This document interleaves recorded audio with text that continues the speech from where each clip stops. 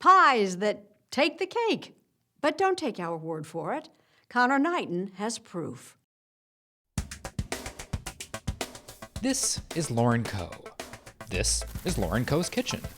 And this is the popular Instagram account Loco Kitchen, where Coe posts photos of the gorgeous pies and tarts she whips up at home in Seattle.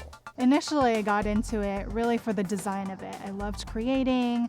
I've always had an appreciation for art and good design, and it just so happened that pie was a really great medium. A great edible medium. Coe, who has zero culinary training and baked her first pie just 4 years ago, turns a few simple ingredients into complex works of art. It all began with this photo of a peach pie. Coe only had 100 or so followers at the time, but the picture got 5 times as many likes. So where did those likes come from? Who were they? I have no idea. Maybe they were bots or trolls and thought maybe I should put my account back on private. But Coe kept posting, and the likes kept coming. People were sharing her designs. She now has more than 350,000 followers. It was mostly just kind of overwhelming. I'm pretty shy, I'm pretty introverted. Coe struck a chord with her bright colors, repetitive patterns, and clean lines. It's a unique style she calls pieometry. I feel like it kind of encapsulates this genre of modern pie art that I've kind of pioneered.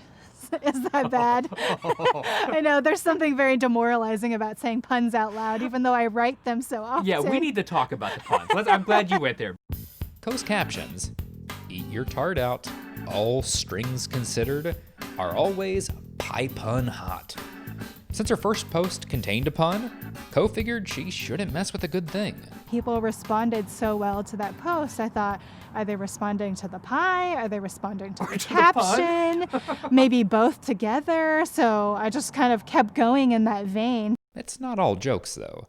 Last year, Coe collaborated with ad agency BBDO on a series called My American Pie, creating pies inspired by a diverse array of American experiences. I got to make a pie inspired by their story, by their heritage, by kind of the things that they shared.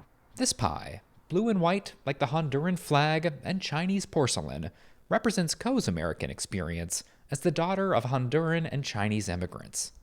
It's photographed in its unbaked state.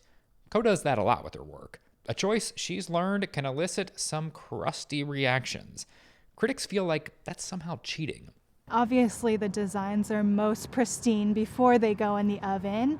And I kind of personally feel like the transformation of an art piece doesn't really take away from its aesthetics or its kind of value, even if it changes along its journey. Which, in fairness, if you put a Van Gogh in the oven, it's going to look different too. Yeah, and that's what I say. If I sit in the oven for an hour at 400 degrees, I'm going to look a little bit different when I come out.